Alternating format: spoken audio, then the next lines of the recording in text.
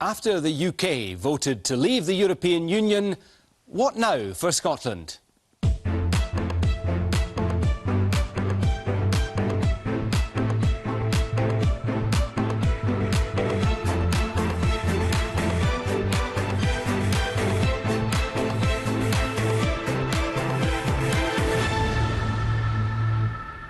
What are the advantages and disadvantages of the Brexit vote?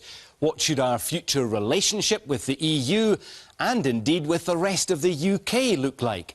Well, to explore the options here in Glasgow, the Conservative MSP and law professor Adam Tompkins, the Scottish Government's External Affairs Secretary Fiona Hislop of the SNP, Scottish Labour's economy spokesperson Jackie Baillie, and the man who led the official Leave campaign in Scotland, former Labour MP Tom Harris.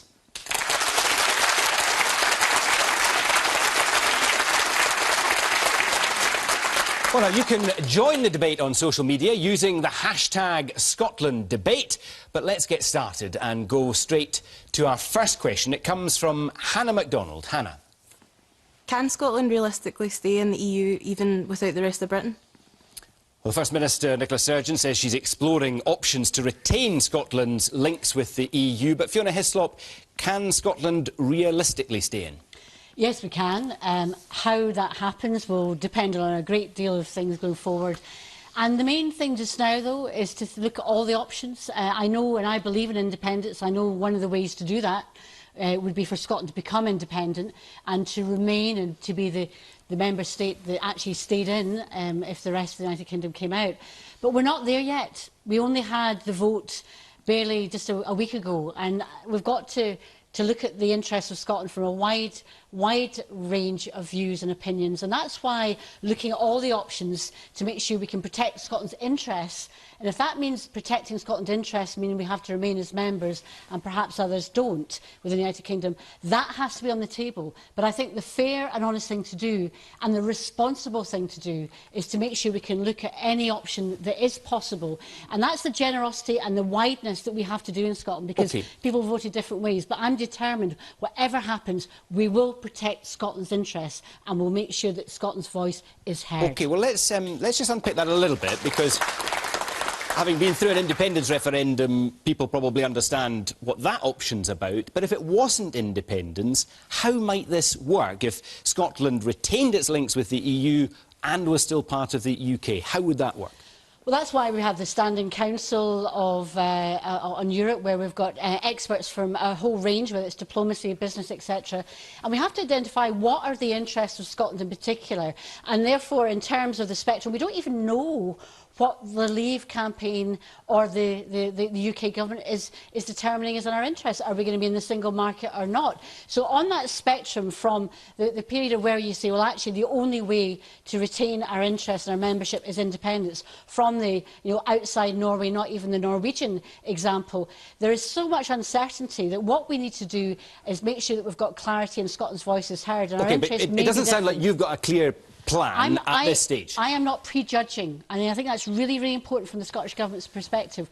We're not prejudging what options may come forward, and we're open to making sure that all the options are looked at. And that's the responsible thing that the Scottish Government can and should do. And quite frankly, the behaviour of the UK Government and the Leave campaign, leaving us with nothing within a week after, is absolutely disgraceful. We'll come to more on the panel in just a moment, but let's hear a few voices from the audience about what you think should flow from the result from a Scottish point of view. Yes. Can you define, even as an example, what some of the options would be? Because just to say options is a vague term, and even as far as Scotland's interests is a vague term, that means nothing to voters. What are some examples of options, even if you don't see them working? OK, well, I think I did put that to Fiona Hislop, and at this stage she's saying that she's open to options as opposed to setting some out, and if the other panellists want to pick up on that, that's fine. The gentleman in the tartan waistcoat in the middle, yes. I voted for independence and we lost. I voted to get the hell out of Europe and I thought we won. Now I'm not sure where I am. What am I supposed to vote in future if I'm landed with independence versus staying in Europe? I don't know what to do. Help me out here. OK. Gentleman in the in the front row here with the purple tie. Can I question the SNP's veracity on this subject? They say that Scotland voted overwhelmingly to remain in Europe. But if you look at the voting figures, there's just under 4 million people eligible to vote. 1.6 million voted to remain. That's only 41% of the total population. So where does this hype come from that we have to leave UK? OK, well, that's not what Fiona Hislop has said, to be fair. She's saying that an independence vote is an option as one way of retaining links with the EU. What would you like to see happen as a result of this vote? I would like the UK to stay together. We're much better together. OK, let's go to Adam Tompkins, who not only is a Conservative MSP, but a law professor. What are the options? The original question was about, can Scotland realistically stay in the EU? What's possible from your point of view? Well, there are more agreements between Fiona Hislop and me in terms of what she just said than there are disagreements. I mean, I think that Scotland and the United Kingdom should be looking at all of the options. I think that Fiona is right to say that nobody in the United Kingdom, nobody in Scotland has yet put their finger on this word leave and defined exactly what they mean by it. Do they mean stay in the single market? Do they mean access to the single market? Do they mean a Norway-style deal, which is something like the EEA? Do they mean access to the single market but no freedom of movement? And there is unfortunately, grave uncertainty about what this means, and I think it will be for the next Prime Minister to lead the argument as to what the United Kingdom will be negotiating for. And what I think is heartening, I mean, there's not very much that is heartening about this. This is not where I wanted to be. I wanted a Remain vote. But what is heartening about this is that the current Prime Minister, David Cameron, has said that he wants Team UK, the negotiating team for the United Kingdom, not just to comprise the UK government, but to comprise the Scottish government, the Welsh government, the Northern Irish government and the Mayor of London, so that the interests of all parts of the United Kingdom, those which voted leave and those which voted remain, are fully and properly represented. OK, but do you think, because I just want to pick up on one of the points that was made from the audience, do you understand this frustration about, well, what are the options other than going with whatever the UK negotiates or going down the independence route? Are there middle ways of achieving... Yeah, there's no question about that. Can you explain what they might be then? The European Union is a fluid organisation. It was already a multi-speed Europe. So some countries are in the Euro, some countries are in Schengen, the free movement area, some countries are in the EEA, as we've already said, some countries are full member states of the European Union.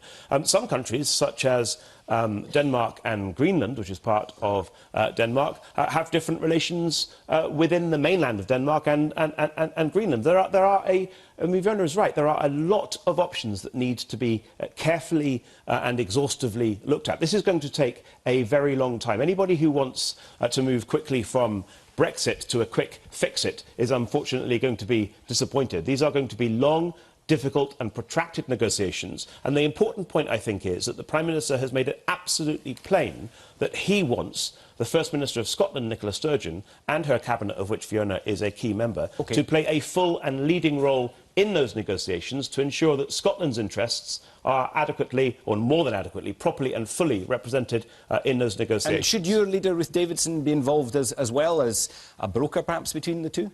Well, I think this is principally going to be a role for governments. I think it's a role for opposition politicians, such as myself and Ruth Davidson, to hold governments to account. But, I mean, I'm sure if Ruth Davidson's invited onto the negotiating team, then she'll play her role. OK, I'm going to bring Fiona Hislop back in, come back to the audience, then we'll hear from more on the panel. Fiona Hislop, do you agree that this is going to be a long, drawn-out process? And if independence is an option, and the First Minister has said it's highly likely there'll be another independence referendum, at what point will you decide? Well, clearly, once Article 50 is lodged, should it be lodged... This is the process that triggers the UK's leave process. That's the process of leaving. You're on a 2-year timescale, and that obviously gives you... That focuses the mind, and that's the timescale you've got. But in terms of what this means, there's got to be a lot of talking before we get to the Article 50 for leaving being lodged.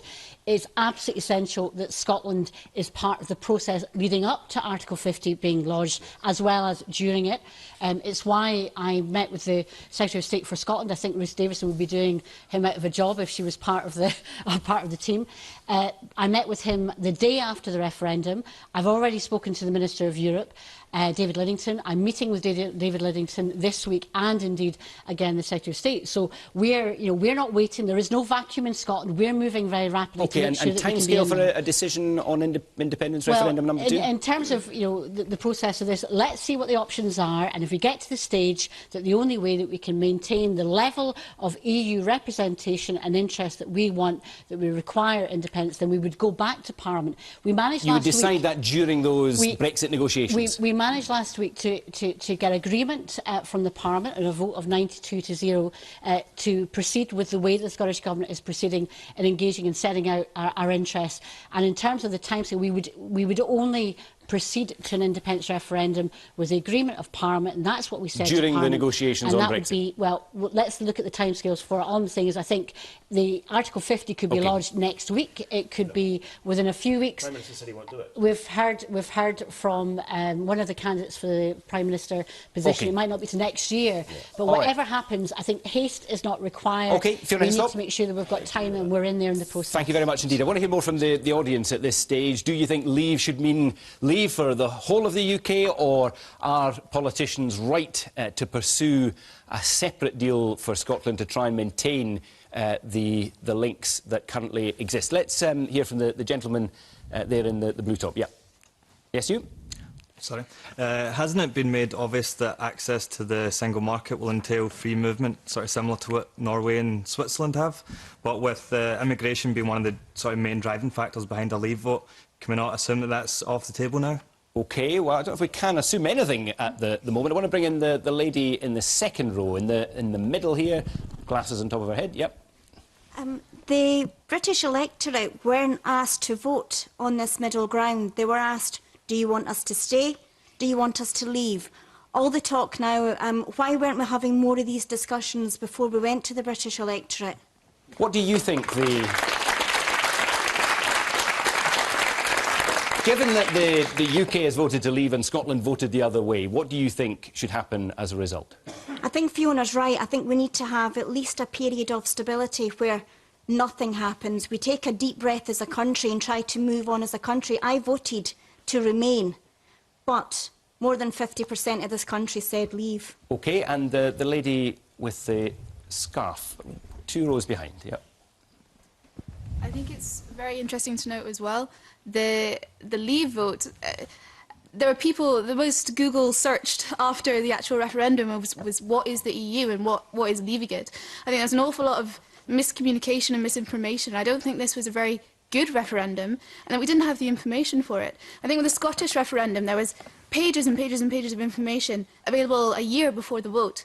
How can it be that this has occurred, the EU referendum, so quickly after it was announced and with so little information? Tom Harris, why was there no prospective from the Leave campaign, prospectus as to what would happen afterwards?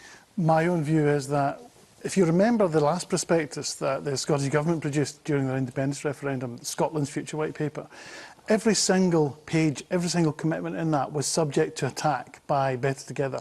It didn't actually help the campaign at all.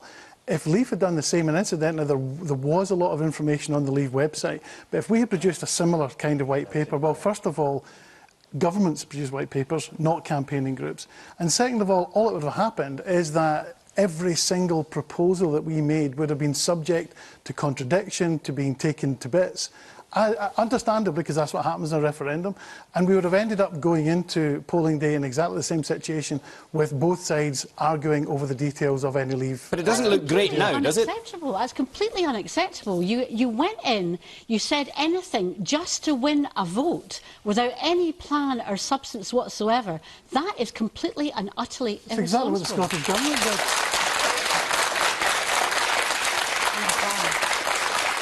I mean, were you, at the very least, disappointed that some of those who led the campaign, alongside you at UK level, seemed to disappear in the days after the vote? Well, I mean, it's the government that has the responsibility for example, for calming the markets. I was disappointed that leaders from all parties, and especially the governing party, disappeared and didn't try to calm the markets, didn't try to reassure voters. And actually, up here in Scotland, the same thing happened. The old Nicola Sturgeon was very visible. All she did at 11 o'clock on the Friday morning was make people far more uncertain about the future by talking about maybe's aye, maybe's no as far as another independence referendum. That was the totally wrong thing to say. All politicians at a senior level of all parties have let the side down in this, I think. What do you think should happen now? Are you comfortable with the idea of politicians at Holyrood trying to seek a route to maintain EU links? I think they're probably on hiding to nothing, but it'll be interesting to see what they come up with. I don't think that the current rules of the EU allow for that kind of semi-detached membership to actually happen. And I absolutely reject this idea that Scotland is being taken out of the EU against its will. Scotland didn't vote, neither did Wales or England, Northern Ireland. 30 million individual voters voted. And it's not just Remain voters in Scotland, they're disappointed at the result. It's 15 million Remain voters throughout the whole country who are going to be taken out of the EU against their will, but that's democracy.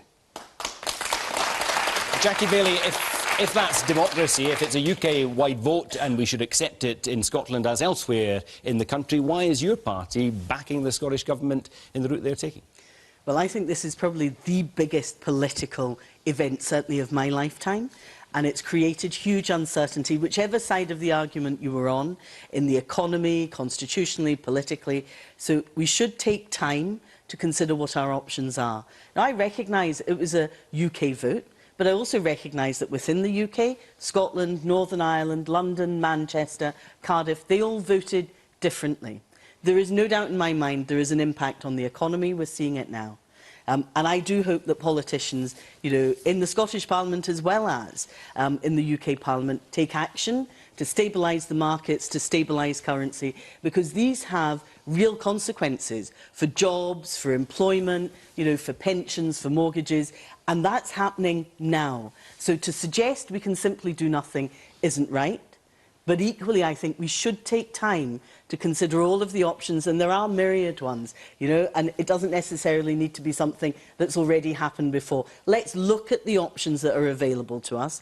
And just as I would support Nicola Sturgeon going around Europe talking to the leaders of European nations, so I would urge her to equally be part of the UK negotiations. OK, and just to be very clear, in considering all the options, does that mean that Labour's policy in the Scottish election of not having another independence referendum in the course of the next 5 years is now up in the air, that the options include that possibility? No, our manifesto commitment was very clear. We ruled out the independence referendum, a second one, within the lifetime of this Parliament. But, do you know, I think we've just taken a huge... Is that still ruled out? Hold on a second. We've taken a huge decision.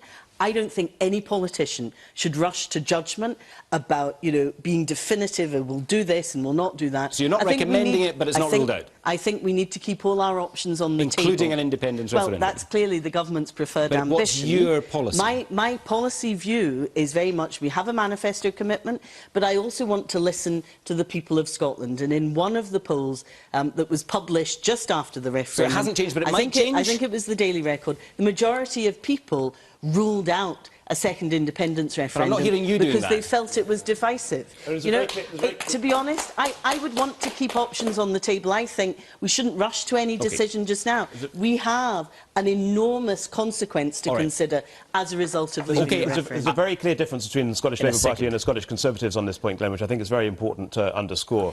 We do not support a second Scottish independence referendum, and there are no circumstances in which we will support the break-up of the United Kingdom.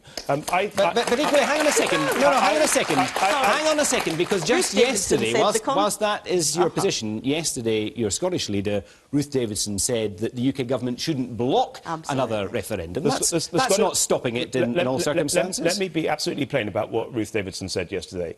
The Scottish Conservatives in the Scottish Parliament will resist any attempt by Fiona Hislop's government to introduce a second independence referendum bill. We will resist that. But if she uses the majority that she may well have, together with the Greens, to achieve that, you'll tell the UK government to allow it to happen. You asked me a question, let me answer it. There is the world of difference between politically resisting a second independence referendum and going to the courts to have the courts rule that some second independence referendum should be declared unlawful. That's what the Spanish did.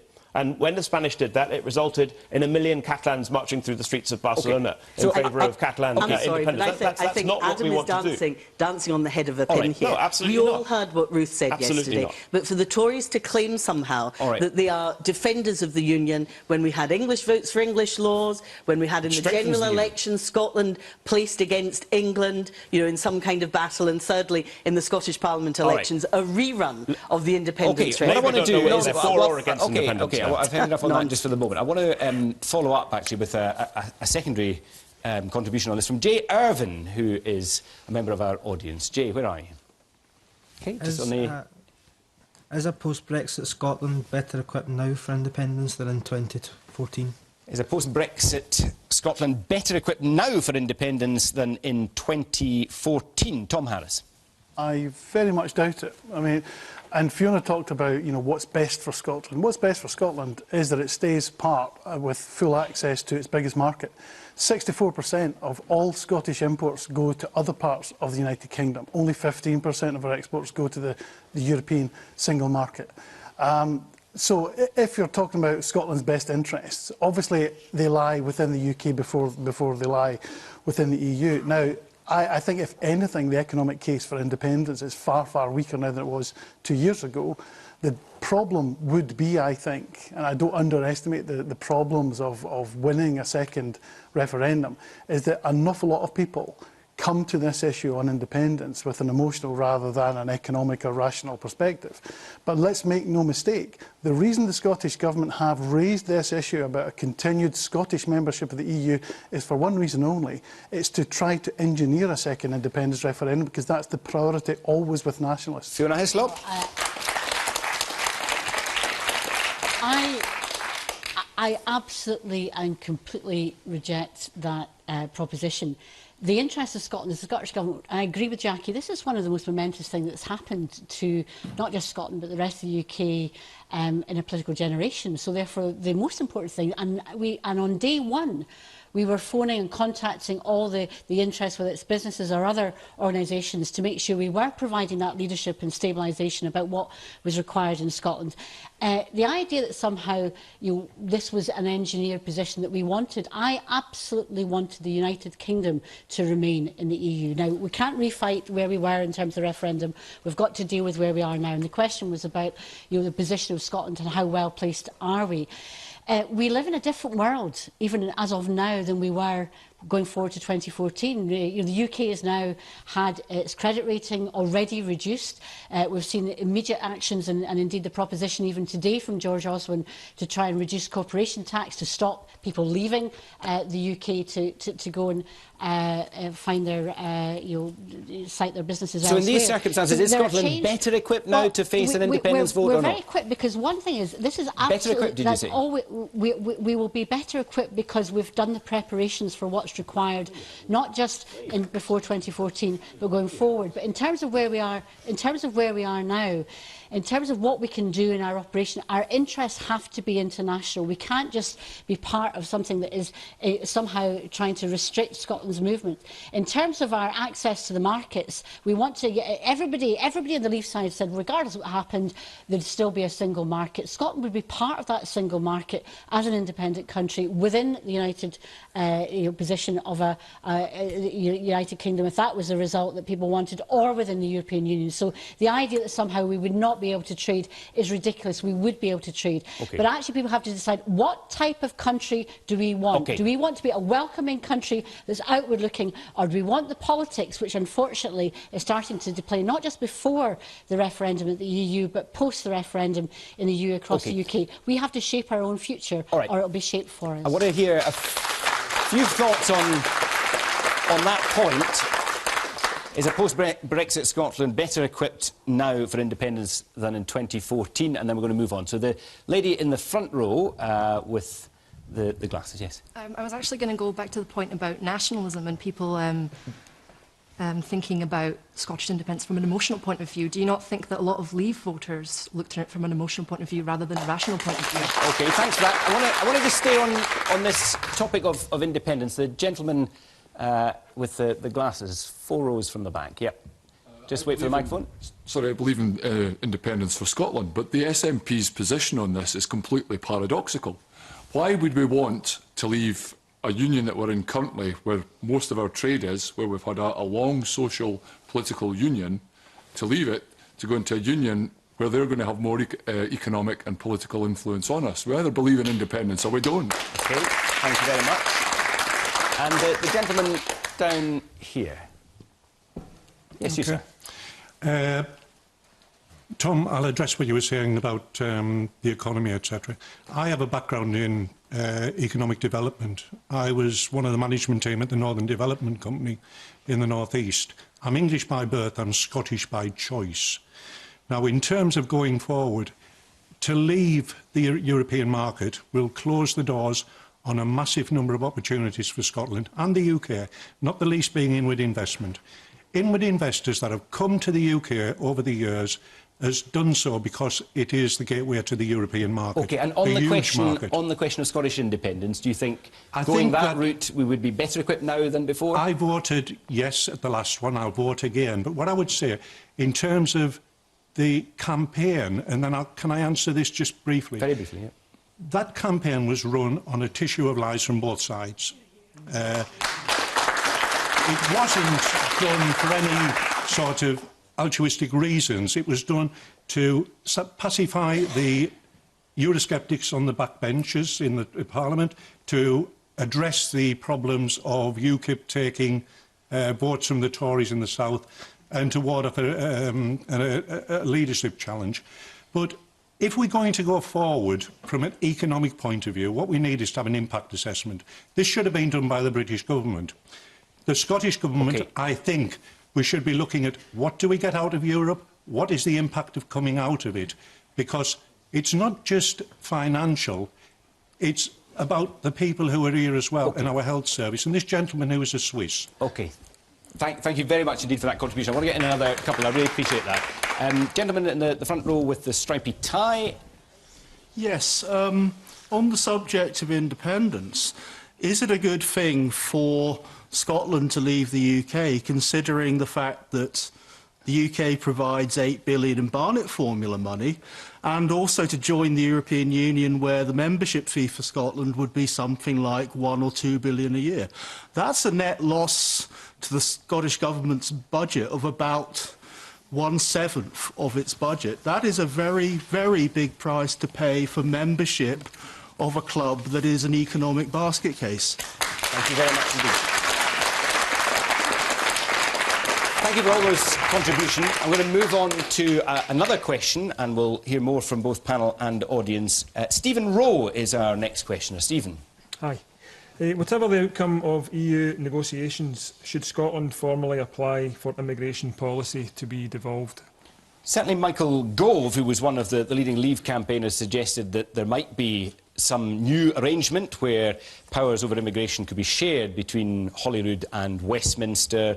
Let's put that first of all to Adam Tompkins. To be honest, I think that's going to be very difficult indeed. And the reason why I think that's going to be very difficult is because there's no country in the world, no matter how much devolution they have, there's no federal country in the world that has more than one immigration policy. But Michael Gove is the Justice Secretary in the United Kingdom government. Surely he would know what he was talking about. Well, I think that's an assumption too far.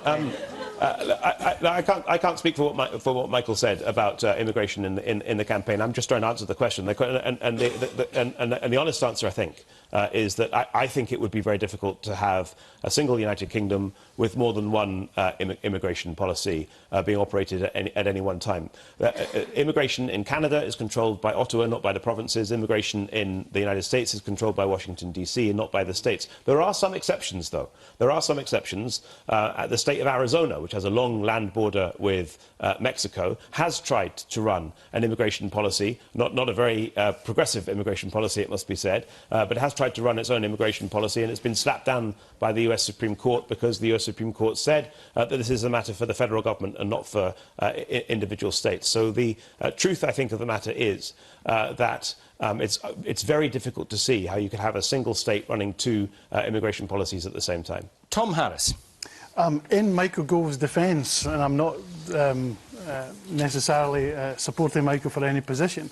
But his comments on the morning you referred to, Glenn, were directly as a result of a proposal that we had made in the Scottish Vote Leave campaign, which was to say to the Scottish Government that we need you in the Brexit negotiations, because here is an area where ministers, Scottish ministers, could actually make a play, not for immigration powers, but to take control or to institute a new work visa programme. We all say that the freedom of movement helps us because it fills gaps in the market, but the fact is freedom of movement from the EU hasn't stopped those skills gaps widening. And if we did get control over immigration, or if the UK got control back over immigration, those skills gaps would still be there. And what we need to do is attract the best and the brightest from across the world, not just in the EU, but from beyond the EU as well. And there is a role for the Scottish Government to get involved in the negotiations, to say, let's institute a new work visa programme sponsored by Scottish employers. And that would, that would give... Jack McConnell was the forerunner on this with the Fresh Talent Initiative. So there is a precedent for the Scottish Parliament having a say, but not directly on immigration policy, but on employment policy. OK, I want to bring in a few voices from the audience, and then we'll come back to the panel. Gentleman in the middle with the stripy shirt, and then the gentleman behind him. Yes. Yeah, my wife's a non-EU foreign national. Now, if the Scottish Government was going to run a more lenient immigration system, it would be beneficial for me to stay here, for her to get citizenship, before maybe moving back down to England. That doesn't seem a very sustainable UK-wide immigration policy. OK, thank you very much. Gentleman behind you.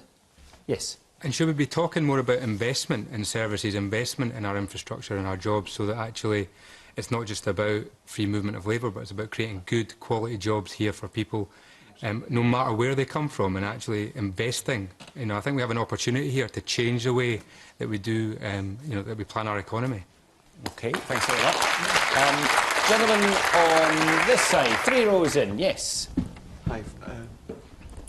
Following the sharp increase in xenophobic crime down south, what is being done in Scotland to make sure that the 500,000 immigrants living here and the people of colour who are born here feel safe and welcome in Scotland? OK, Fiona Hislop.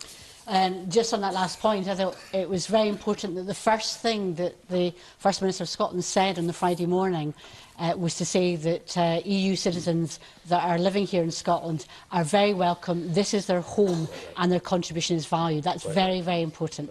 And in terms of what we're doing tomorrow morning with the First Minister, I and Angela Constance, Cabinet Secretary, will be meeting with the Consular Corps of the European Union countries to talk to them about how we can make sure we can take steps to make sure that they are, they know that the practical aspects of this are realised. So far, there has been not the same kind of activity we've seen down south, but we all have to be vigilant about what that is. But it's also about making sure that there are some industries. Our tourism industry is very much dependent on the contribution of migrant labour from the EU working here.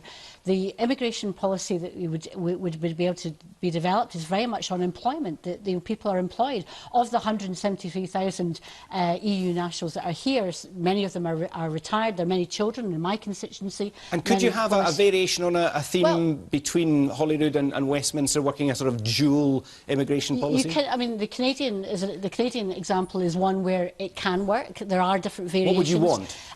There are different variations, but we've been very consistent, even under devolution, to have some kind of different system where people who want to come and study and stay here, we educate all these wonderful, young, talented people, and then we say, no, we're not going to use your brains, your abilities, you have to leave. And actually, if we're going to grow our economy, and somebody mentioned the point about this, actually, why is this? It's about respect for individuals, it's about how our country is perceived as welcoming, and it's making sure we've got jobs and employment and opportunities. And I am particularly concerned about the creative industries, where people want to come to an open-minded, international, outward-looking country, and are thinking, is this the country for me across the UK? We've got to change that. That's one of the priorities and issues. And when people are automatically, and the BBC does this all the time, automatically jump to what is the constitutional options or solutions, let's look at the issues. And I think one of the ones about how we keep the talented people who want to stay here, how do we help them do that? And that, to me, is the priorities. When I talk about options of what we're looking at, how do we maximise the opportunity for the Scotland to be the Scotland we want it to be? Jackie Bailey.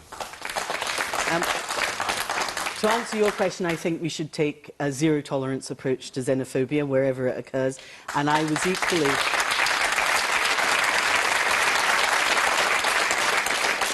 I was equally very pleased to see the First Minister come out early on, as with other party leaders, and indicate that Scotland has a tradition of being welcoming, and people are welcome here. Those EU residents who are already here should be allowed to stay. This is their home. Yes. This is where they contribute.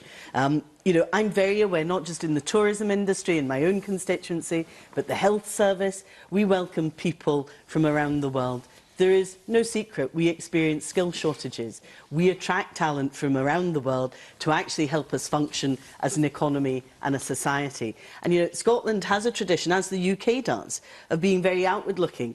I am half Scottish, half Portuguese, born in Hong Kong.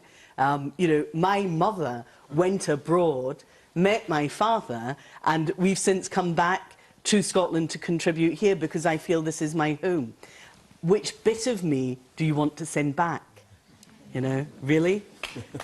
Well, just on that point, the First Minister has written to the Prime Minister and the Conservative leadership candidates on this issue, asking that they make clear that EU nationals can remain in the UK. Conservative leadership candidate Theresa May has said we'll need to look at this question of people who are here in the UK from the EU.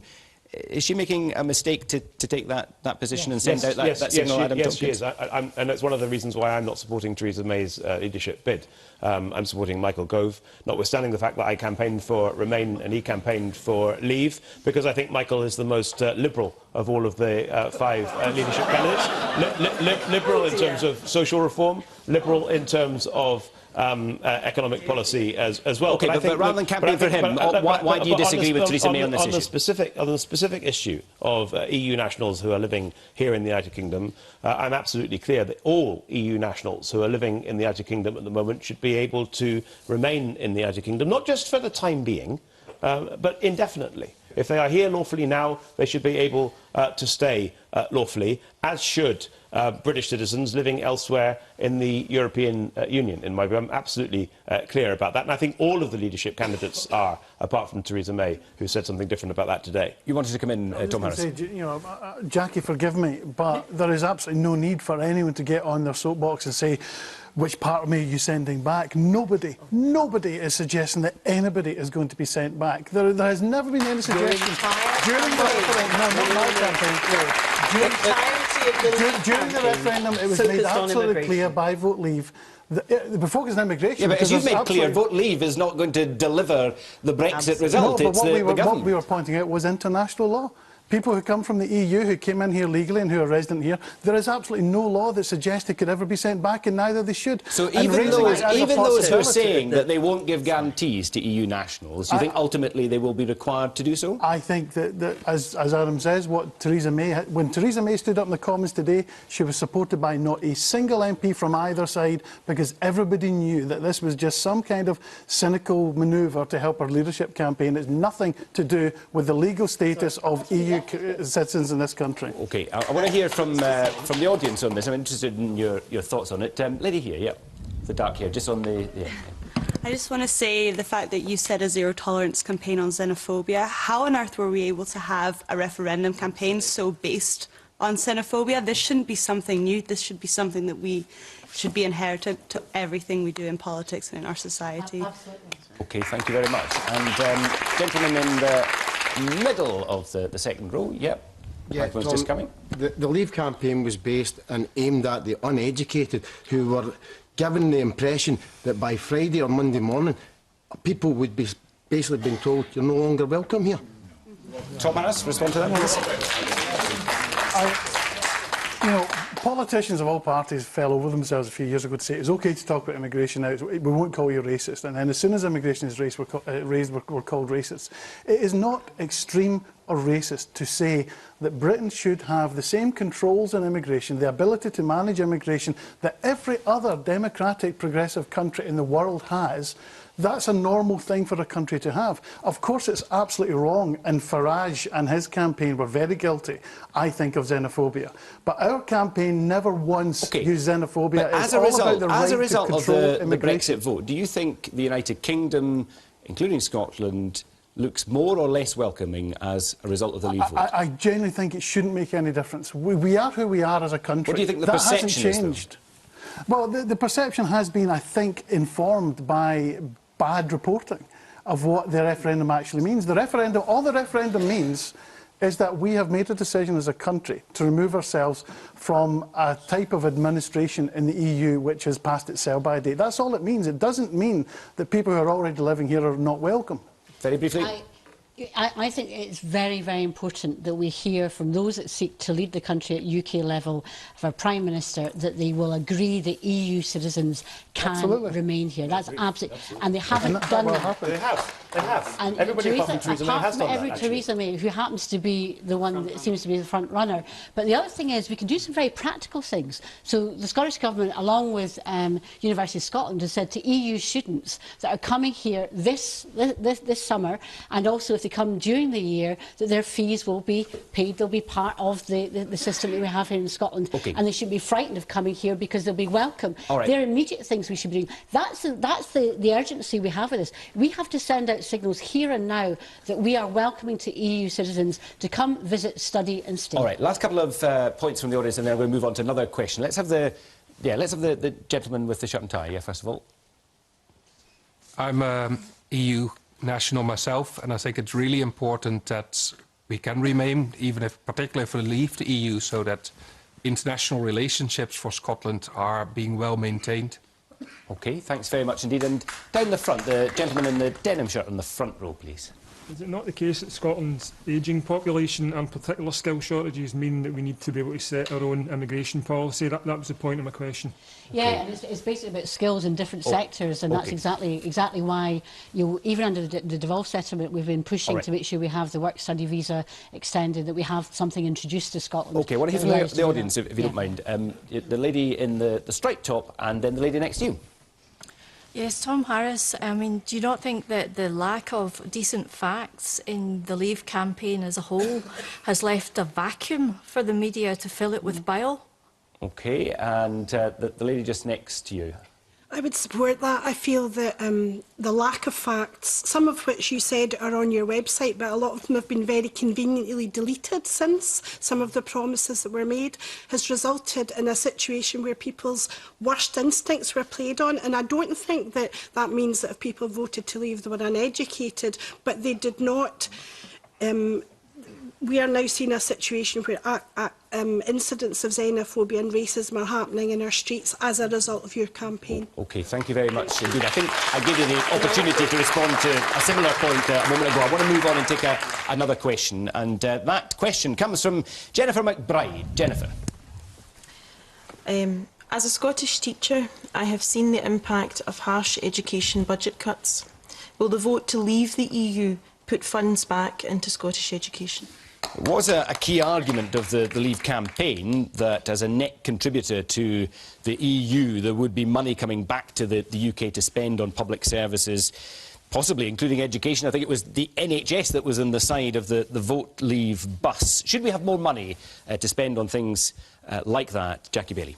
I'm afraid the stark reality is we won't, and you know, as was pointed out, if you take the NHS for 1 minute, it was £350 million a week we were going to get back that would be spent in the NHS. That seems to have disappeared along with the bus. You know, and but it is hugely disappointing because a number of people positively voted to leave because they thought that was true. It didn't even take 24 hours for the main leaders of the Leave campaign to disown that, and that's hugely disappointing. But I recognise absolutely what you're saying about education being cut in Scotland. We tried to resist the last budget that took easily £500 million out of classrooms, out of education, across the country, and actually leaving is not going to put that money back in. I'll come to Fiona Hislop in a moment, but just on this business of what was claimed, was it a mistake to suggest all that money would suddenly be available for public services, Tom Harris? Yeah, probably. But in Scotland... Didn't you approve that campaign? I will only be accountable for the Scottish campaign, and let me point out that in Scotland we point out the fact that £1 billion net is paid by Scottish taxpayers to a net after all the money that's paid back in, after the rebate, it's £1 billion net, which the Scottish Parliament will in the next couple of years, will have that extra money to decide what it wants to do with it. It could go into education, it could go in other areas, but the fact is, MSPs should not be saying that black is white just because they don't happen to agree with the what will result. that money be worth if the economy continues to decline? You know, it's a ridiculous question, Glenn, because I think the economy is going to get a lot stronger once we're out of the EU, once we're not attached to a failing Eurozone economy, for example. Nobody knows what the future holds, but the economy is going to be a lot stronger if people stop talking it down. What was the mistake, in your view, of the bus and the 350 million? Well, the 350 billion came from the Office of National Statistics Pink Book. It is written there in black and white. The 350 million is the gross figure before the rebate and before the amount of money. OK, but why was it a mistake? Because it became the centre of controversy. You know, this kind of, instead of having a debate about how we spend the extra money, we end up having this kind of debate. But wasn't about the problem whether that it was figure spent multiple accurate. times? Sorry? Wasn't it the problem that it was spent multiple times? Actually, no. Because what we always said was that the net amount was about 10 billion a year. That is the net that we give that we don't get back, is £10 billion. Now, even after we've spent every single penny the EU already spends, we have that extra 10 billion on the day that we leave the EU. That is a fact that nobody can actually dismiss. It's a fact, and you can spend it on education or anything you like, Fiona Hislop. Your share of it, at least. The Leave campaign was sold in a lie, and that was the biggest one, and that's what I think is the shame.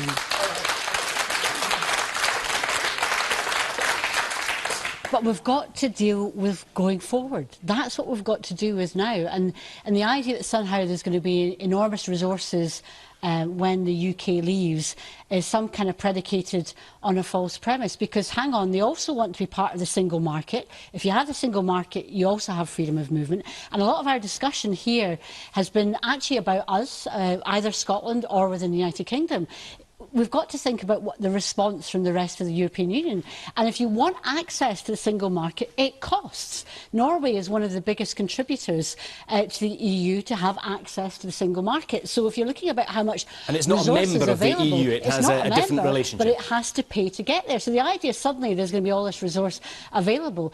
And you know, for those that think somehow we're going to have more resources, well, we're also going to have to be at the mercy of decisions that are going to be taken to, oh, this is an excuse to revisit the Barrett formula, and that also came out of the Leave campaign. That's the way money shared across the United Kingdom by government. Absolutely not come out of the Leave campaign. And that's, well, I'm sorry, Fiona, you cannot sit there and criticise the Leave campaign for one thing and then make up your own stuff. Well, the Barnett formula never was suggested that would change it. Let's not get bogged down in that. OK, I'm mindful that... but the important thing is you can't cherry-pick, and that comes back to going forward, and why the discussions with the EU, member states and institutions are really, really important, because we've got to prioritise what are the issues, whether it's access to the single market or what it is that matters to Scotland. And that's why, despite the mess of the past of where the Leave campaign has got us to, we've got to look forward and try and get the best deal for Scotland and protect our interests. Let me hear from more in our audience. The lady on this side in the lilac top with the glasses, yeah. No, the Leave campaign are accused here of lying.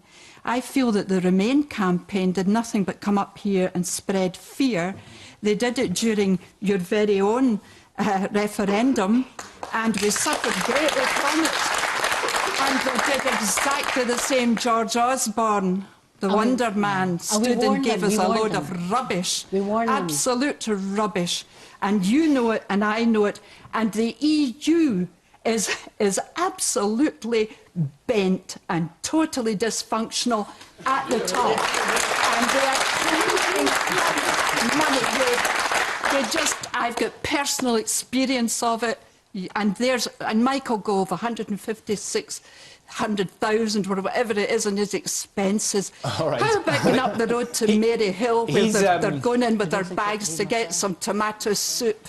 you know, to live the next day. Okay. Why don't we get real? Okay, Let's get thank real. you. Michael Gove's not here. One of his supporters is, but the point I wanted to put to Adam Tompkins is actually the point that was made about George Osborne as Chancellor campaigning for Remain and arguing, for instance, in the Scottish context, that post-Brexit, 43,000 Scottish jobs could go within 2 years. Was it a mistake to campaign in that way? Well, I'll come to George Osborne in a minute, if I may, but I want to answer the question about education first, because that was the question which the member of the audience asked. Look, the European Union is responsible for many things. It has many serious flaws. Notwithstanding that, I campaigned that we should remain in the European Union. But one of the things that the European Union is absolutely not responsible is the state of the Scottish education budget. The Scottish education budget is entirely devolved. It has been the responsibility of the Scottish Government since the dawn of devolution in 1999. And if you've got problems with the Scottish education budget, and trust me, I have several problems with the Scottish education budget, then the only door at which you can lay those problems is Fiona Hislop's government's door, because it's not the EU's fault, it's not George Osborne's fault, it's not the UK government's fault, it's the SNP's fault, because they've been running schools and colleges and universities in Scotland since they came to power years ago. So I don't think we should understand the vote for Brexit as a vote that is going to trigger the release of a huge amount of public money either into the UK or into Scotland. But there is one aspect of it that has been overlooked in the debate so far, which is important, and that is that both the United Kingdom Parliament and the Scottish Parliament will become more powerful as parliaments if we leave the European Union, which we will. And there are significant powers that will come to Holyrood, powers over fishing, powers over agriculture and powers over the environment that will make the Scottish Parliament more powerful, which is something that I think the SNP is normally in favour of. Now, as for George Osborne, look, George Osborne didn't run the Remain campaign in Scotland. I mean, the principal campaigner for Remain in Scotland was Nicola Sturgeon, the First Minister. I mean, all of the party leaders in Scotland were in favour of a Remain vote, and they campaigned... With the exception of UKIP's David Coburn. All of the serious parties in Scotland, all of the parties that are represented in the Scottish Parliament, all 5 leaders campaigned together, or at least posed together. And Nicola Sturgeon, of course, didn't only campaign for a Remain vote in Scotland, but she recognised that this was not a vote about Scotland, but a vote about the United Kingdom, and went down to London and campaigned in London for a Remain vote. And I was very pleased, I have to say, that she did. So the idea that this is all somehow George Osborne's fault is a bit phony in my view. And I just want to say also something about this idea of facts and how there weren't enough facts. I have to say I disagree. There were facts everywhere if you knew where to look. If you looked at The Economist, if you looked at the Times newspaper, you would find that there were serious journalists doing their level best to try and explain exactly what the facts were on both sides of the argument. And of course, some people voted with their heart, some people voted with their head, but that's democracy. Right? Some people are going to be emotional, some people are going to be rational, and politics is that wonderful combination of the emotion and reason. Okay. And the idea that we should somehow condemn this vote because of the reasons that we, without any evidence at all, attribute to the reasons why people voted. Okay. Look, whether we were Remainers or whether we were Leavers, we're all Democrats. And the United Kingdom voted to leave the European Union, and we should all honour and respect that result. Otherwise, we don't deserve that label of Democrat. Do you, Fiona Hislop, see opportunities in the outcome, not least the extra powers that Adam Tompkins identifies would come to Holyrood?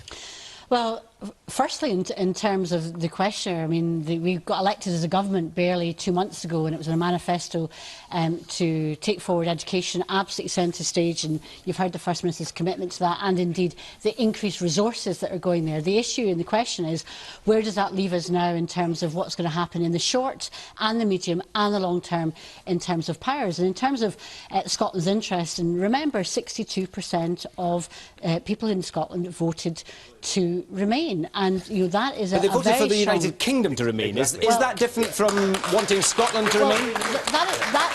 That is why, in terms of looking at our ongoing relationship with Europe, because even the most exiting Brexiter recognises there has to be a continuing relationship with Europe in some shape or form.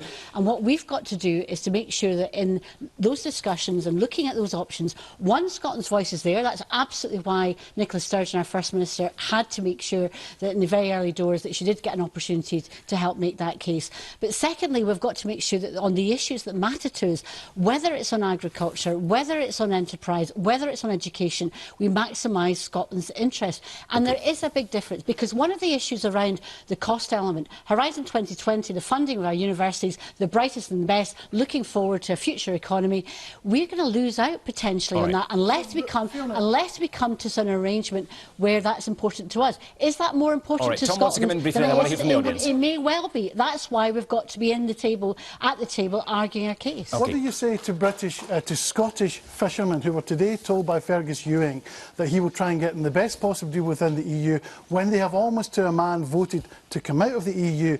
I'm not an SNP supporter, but I think SNP ministers should be running our Scottish fishing industry. Why don't you think that? OK.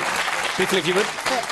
I also know that every single part of Scotland, including the fishing communities and including the onshore processes, also voted to remain. So who Scottish fishermen voted to remain.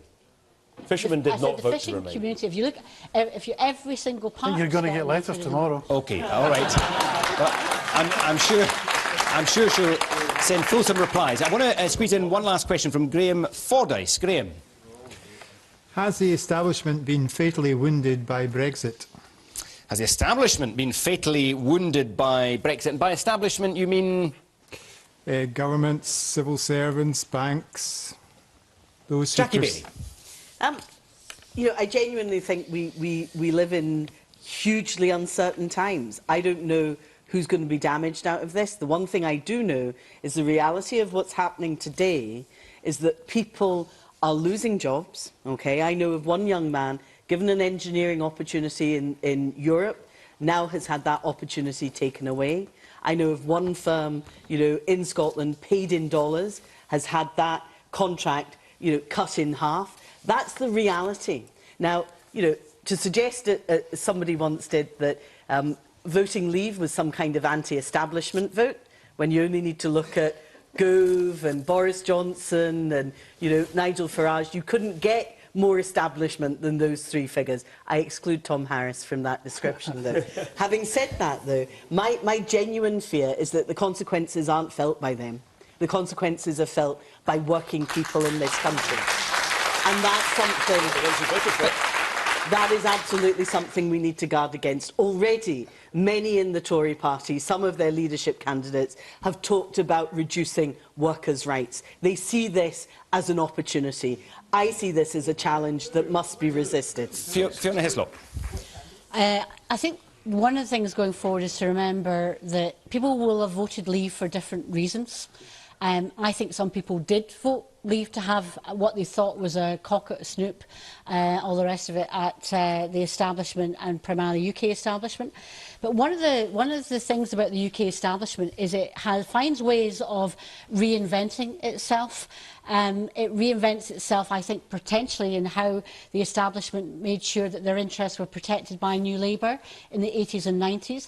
It's reinventing itself by perhaps looking at the leadership within the Conservative Party. And that's the danger when you've got a political setup and system within the United Kingdom that preserves and promotes the establishment. Okay. And sometimes they use political parties at UK level to do that.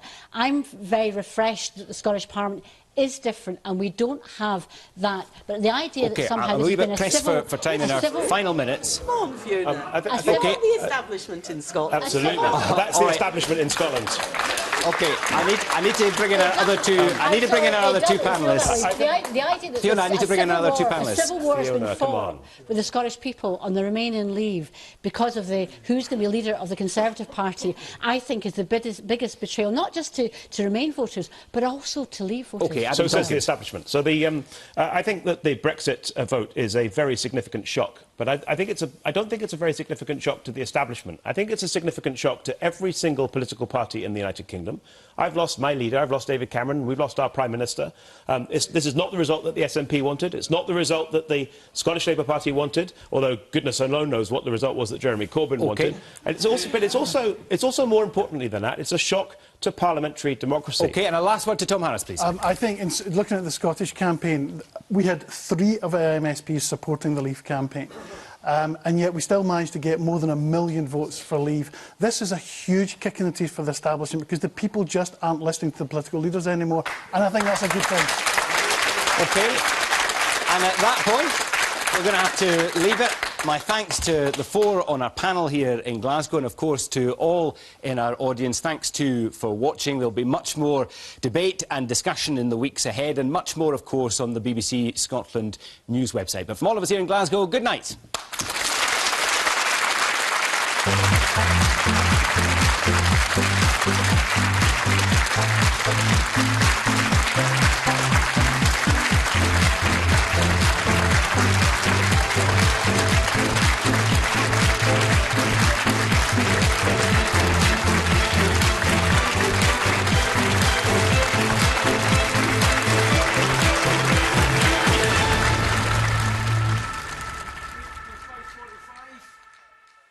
So everybody back prompt.